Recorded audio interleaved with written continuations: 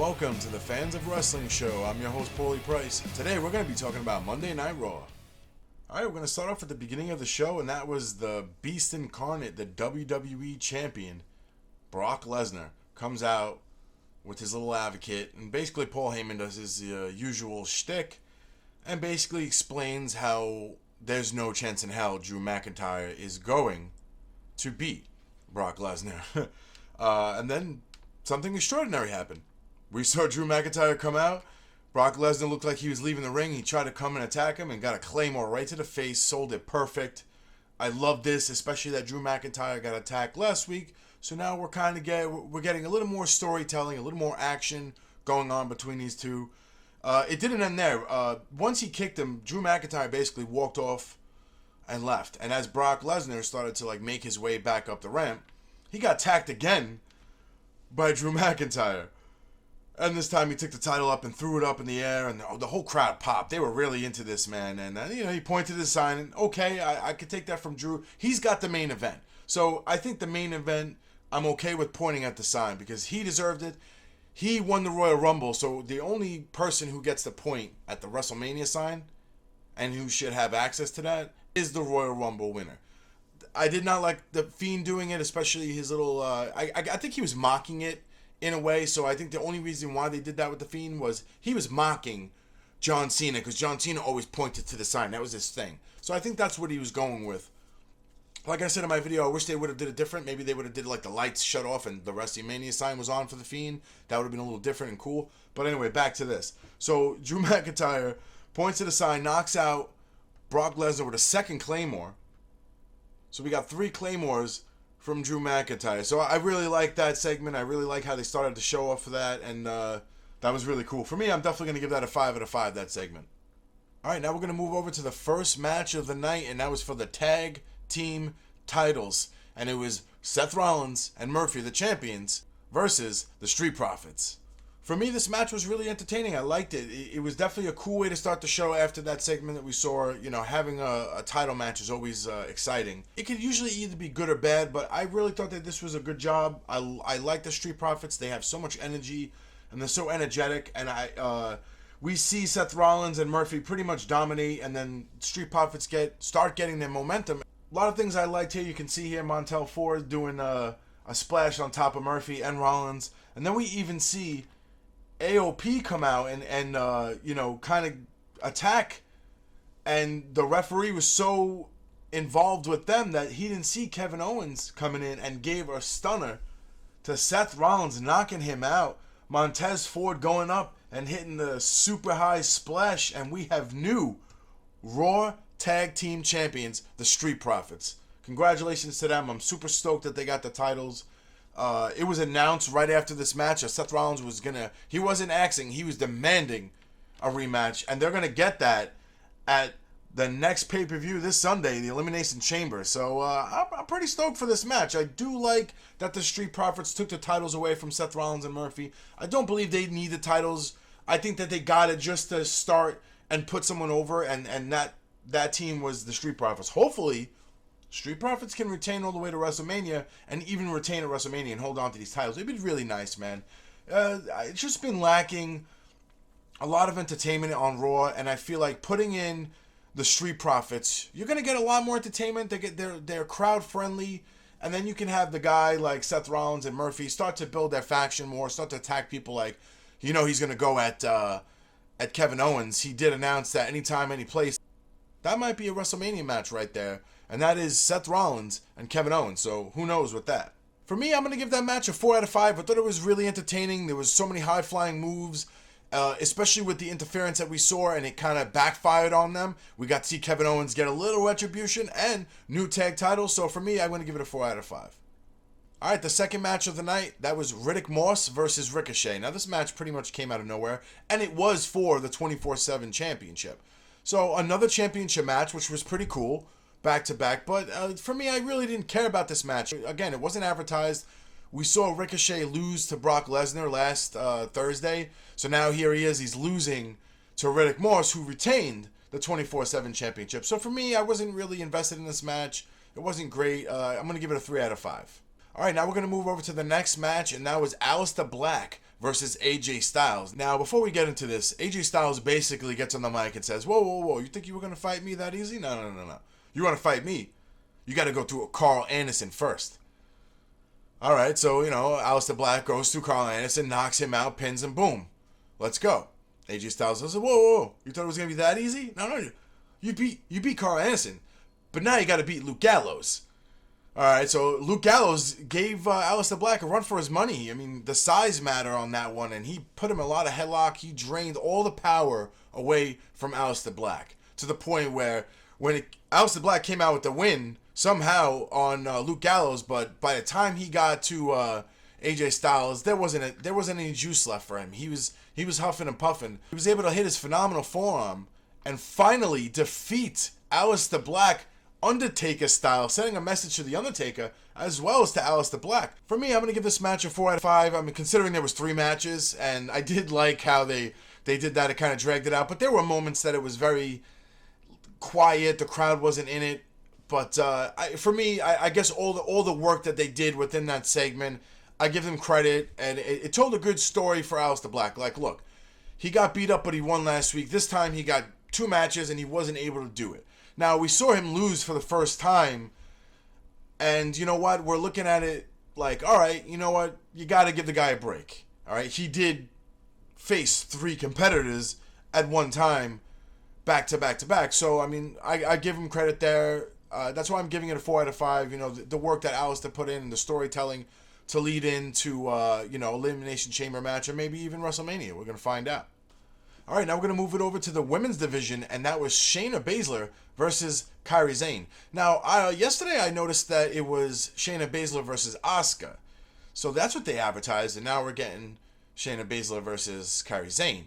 And I'm just wondering why maybe they were like, they didn't want to put any more damage on Asuka moving forward to WrestleMania. In fact, they even had to do a really good promo in the beginning when Kairi Sane came out. And it's just, I love when she's doing the whole spiel in Japanese and she's just screaming and they're laughing, and it's great. It's better than them trying to speak English, because then it just sounds like it's forced.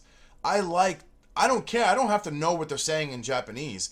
I like it. I think it's good, and it's great for that heel character that she's pulling off. We see Shayna Baszler come out and shut them up, and Shayna Baszler came out and basically annihilated Kairi Sane. There wasn't a moment where Zayn even had a chance. There was a couple moves she got on, but Shayna Baszler was just taunting with her the whole time, twisting her arm, twisting her hands and her wrist. You can see here she was putting pressure on the legs and trying to twist the joints of the knee. I mean, she was trying to pretty much take out Kairi Sane. And she was also taunting Asuka on the outside, which I loved. It was a very slow match, but I liked what they were doing with Shayna. I wasn't a big fan of the whole biting thing, so for me it was showing what Shayna Baszler can do and showing what kind of character and person she is. And I actually liked this. A lot of people on Twitter didn't like it because they were like, it was boring. But for me, I don't think it was boring, because look, yeah, it would have been a better match if it was with Asuka, but I think it was good that they switched the last minute and did it with Kairi Sane, because she's much smaller. She's less dominant. And you know what? It's better to put someone like Kairi Sane against someone like Shayna Baszler, because it's way believable that she just went in there and annihilated her. But as soon as Shayna Baszler started to get the momentum, the Raw Women's Champion decides to come out looking hot as ever. I mean, oh my God, I was like, wow, that just, man, she just keeps stepping up her game. I know there's so many people out here that are hating on Becky Lynch, that, they're trying to push her. I don't see any force in there. I was a fan of Becky Lynch when she was doing the Irish jig in NXT in 2014, man. So screw you. I was a Becky fan before the whole man thing, and she deserved it. I love that she's pushing this. If she loses the title at WrestleMania, listen, she had a great run. She had a whole year of being the man. Taking the women's division to another level now, where I'm so happy for Becky, and I cannot wait to see what's going to happen in the future now with coming WrestleMania. Now, this threw Shayna Baszler off. Right after this, they went into commercial. But Shayna Baszler was able to get the win and put away Kairi Sane. For me, I'm going to give this match a 3 out of 5. I like I said, I liked what they were doing. It definitely was a lackluster. The crowd wasn't into it, and that's kind of why I'm factoring in the 3 out of 5. But I liked the storytelling that they did moving forward into Elimination Chamber match, because all 3 of those women are going to be part of that match. And if Shayna Baszler wins, she's going to face Becky Lynch at WrestleMania. So, I mean, I'm really eager to see what's going to happen in the future this Sunday and moving forward to WrestleMania. All right, we're going to talk about the next match, and that was Liv Morgan versus Ruby Riott. And we had a special guest referee, and that was none other than Sarah Logan. So this is the Riott Squad in the ring, basically. And they're all beefing with each other. They're all also going to be in that women's Elimination Chamber match. This match was going back and forth. It basically ended with Ruby Riott kind of getting in the face of Sarah Logan, and then a quick pin from Liv Morgan and a quick count from Sarah Logan, and she gets the win over Ruby Riott, and Ruby Riott's pissed and basically gets in the face of Sarah Logan. Sarah Logan basically pushes Ruby Riott back, and then you see Liv Morgan come out of nowhere with a step up enziguri and knocking out Ruby Riott. But then right after that, you see Sarah Logan knock out Liv Morgan with a knee and laughing. Like, hey, none of us are friends, and now we're going to be facing each other this Sunday. So, I mean, for me, I'm going to give that match a 3 out of 5. I thought it was, it was a pretty quick match, but I like, again, the storytelling was good. And, I'm looking forward to this women's match. Hopefully, Shayna Baszler comes out with the win, and we get Shayna and Becky. But I just want to see the action, and definitely between these 3, they're going to be so involved with themselves that I think Shayna's going to be able to win and take out Asuka and Kairi Sane. All right, we're going to move over real quick. Right after that, we see Eric Rowan pull out a giant spider out of the cage. We finally got to see what was in the cage. And, he did it right in front of No Way Jose and his whole crew. And when they turned around, they saw it because they begged him to see what was in it. And he said, because you act so politely, pulls out this giant tarantula. And it's moving and all. It's alive. And they just scurried out of there, ran out of there. It was hilarious. We finally got to see what's in the cage. And I think Eric Rowan finally was happy that he was able to reveal what was in that freaking cage. All right, now we're going to finish it off with the main event. And that was Rey Mysterio and Humberto Carrillo versus Angel Garza and Andrade with Zelina Vega. This match was outstanding. There was so much high flying. I mean, these guys, like, just this drop kick, the height that Carrillo got, the athleticism between all 4 of these men, the history. I mean, considering that these 2 guys right here are cousins, Humberto Carrillo and Angel Garza, and just the history between these men. Just a phenomenal match. We really just saw so much high flying, good storytelling, Zelina Vega getting involved, and just her emotionally invested faces and reactions. It made the match that much better. We almost got to see Rey Mysterio hit the 619 on Angel Garza, but it was blocked. And I liked how Angel Garza did it. He blocked it and kind of dragged him on the ropes and stuck him in the corner and ran and gave him a knee. That was new and unique. I like that. That was definitely something they probably did in Mexico when they fought each other. But really great job on that. But then we see Humberto get tagged in and just like, he was on fire. He took out everybody. And we were able to see the 619 being applied to both Andrade and Angel Garza. And Humberto Carrillo hitting his splash right here, his Moonsault splash, and they get the win, a big win, and the retribution. And now these guys will face each other, Andrade and Humberto Carrillo, at Elimination Chamber match for the United States title. So that's pretty cool. Congratulations to Humberto and Rey Mysterio for getting that win. They definitely deserved that. And, that was a big upset win right there. For me, I really love this match. It was the main event. It definitely was the best match of the night. I like the first match, but I got to give it to these guys. Great match. 5 out of 5. Best match of the night. This made the show okay.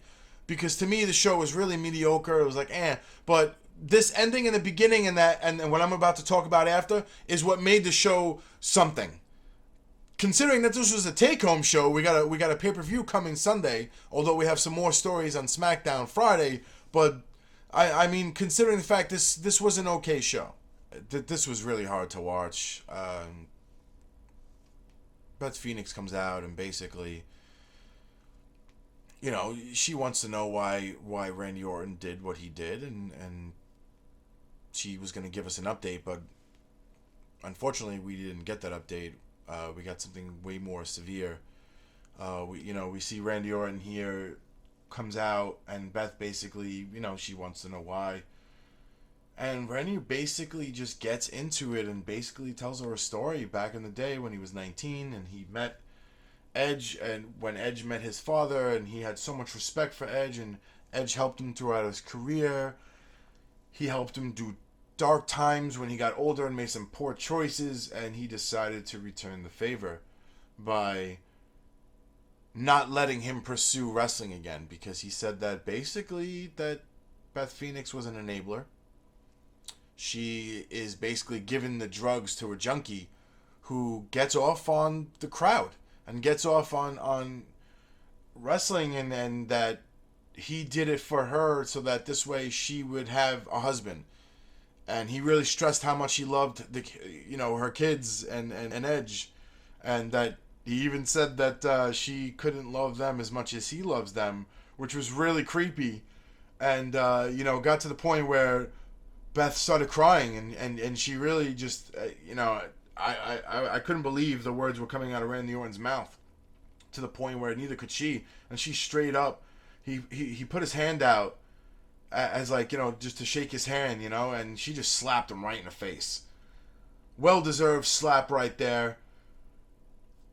He looks at her, he calls her a bitch real quick. She gives him a kick to the stomach, and he RKO's her completely out, lays her out. I mean, it was probably by far one of the hardest things to watch. It's just... Listen, I know it's storytelling and all this stuff, but we knew it was coming. We knew the crowd was chanting it, those sick bastards. But, man, just to see, a man attack a woman, I guess, listen, intergender wrestling, whatever, it's fine. But, here, she's trying to get an answer. We knew it was coming, but the fact that he did it was pretty badass. And, we see everybody here, Natalya, Zack Ryder, Kurt Hawkins, Devon Dudley, Rey Mysterio, R-Truth, they all come out, support her. They're all friends of Edge. Just as much as we knew this was going to happen, it was hard to watch. Although I felt like it's just telling this amazing story. Randy Orton by far is one of the best heels of all time. And I just think that this segment was just everything and more. For me, I'm going to give this segment a 5 out of 5. Like I said, it was really hard to watch, but we knew it was going to happen. And, I'm not saying this as, that it's cool for a man to strike a woman. But in this scenario, in this world, I'm glad it happened. Because it needed to happen. Because this is going to make Edge show up the week before WrestleMania. And when that music hits, You Think You Know Me, that crowd is going to explode. I think the top is going to explode. It's going to be phenomenal. It's going to be such a payoff. And I can't wait. And the match at WrestleMania is going to be that much more of a payoff. So we're going to get so much retribution from this. Every move that Edge is going to do, the crowd is going to be by his side. And it's going to be worth it. So a 5 out of 5 for this segment. It really was hard to watch, but it was done well. All right, now we're going to break down the whole show with all these categories here. We're going to start with the ref rating. I'm going to give the refs a 5 out of 5. I didn't see any issues. They did a really good job, especially with the distractions. They really did a good job selling those and making sure that their backs were completely turned so that, everything could be done the way it's got to be done. Great job. 5 out of 5 on that. For the match code rating, I'm going to give it a 4 out of 5. I mean, I didn't really see any issues. They really tried to do the best, I guess, with the storytelling and spread it out. Maybe a couple, unadvertised things, but other than that, I mean, it's not a big deal. 4 out of 5 is still a good number. The production value, I'm going to give it a 5 out of 5. I thought they did a really good job with the commentary telling story, especially with the Beth Phoenix segment and Randy Orton, how their tone just changed at the end, just like mine did when I started the segment. It's all about selling that product. And I think they did a really good job with the interviews in the back. I think they did a great job with the Brock Lesnar. I love that segment. I love the new tag titles. I had no problem with, so I'm definitely going to give that a 5 out of 5. And for the overall show rating, I'm going to give it a 4 out of 5. If it wasn't for the Randy Orton segment, it definitely would have got a 3 out of 5. But that Randy Orton segment was just phenomenal. It told a great story, and everybody's going to want to tune in next week just to find out what the hell's going to go on. And I hope people tune in and even maybe subscribe to the network to find out what's going to happen at Elimination Chamber. So, for me, yes, it definitely it wasn't a great, amazing show like a 4 out of 5 would be, but, that Brock Lesnar segment with Drew McIntyre, the Beth Phoenix segment, and having new tag titles, I think that was worthy enough to give it a 4 out of 5. All right, we're going to move over to Twitter, and we're going to check out my poll. And I said, what did you think of Monday Night Raw? 8% said fantastic, 60% said okay, and 32% said not a fan. I mean, there's 13 hours left. If you'd like to vote, go ahead and vote. If you're not following me, please do. You can see the name here is Fans of Wrestling, but I wasn't able to get the L, so it's 2 I's, capital I, I-N-G. And if you want to follow my personal, it is at Paulie Price. All right, thanks so much for watching. If you have an issue with my ratings or reviews, I really don't care. Because at the end of the day, what do I know? I'm just a fan.